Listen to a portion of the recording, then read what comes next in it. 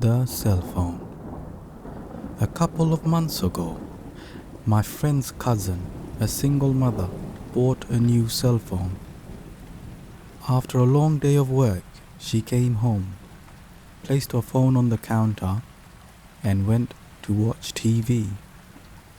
Her son came to her and asked if he could play with her new phone. She told him not to call anyone or mess with text messages, and he agreed.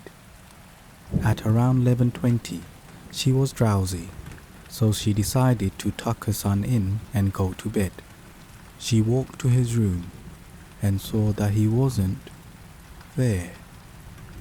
She then ran over to her room to find him sleeping on her bed with the phone in his hand. Relieved, she picked her phone back up from his hand to inspect it. Browsing through it, she noticed only mirror changes, such as a new background, banner, and whatnot. But then she opened up her saved pictures. She began deleting the pictures he had taken until only one new picture remained. When she first saw it, she was in disbelief.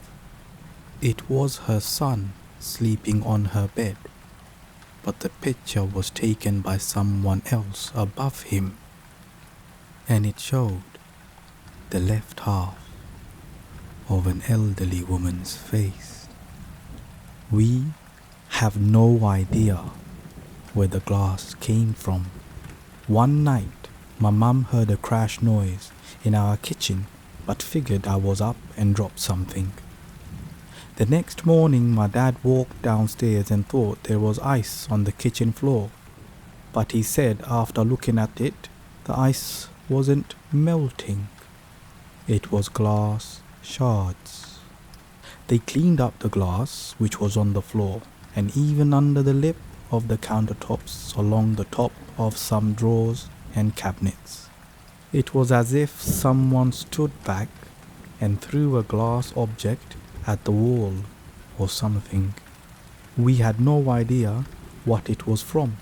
The glass was too thick to be any of the vases or glasses or even some bowls in the house. We had a huge family meeting in the kitchen trying to figure out what happened and where the glass came from. We still have no idea. He leaves scribbles on my notepad. There is a ghost of a young boy who lives in our house that our guests have seen.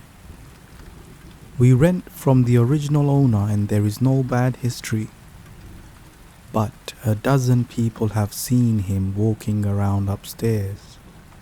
I leave my phone on the nightstand at night and I often find hundreds of scribbles open on the notepad when I wake up.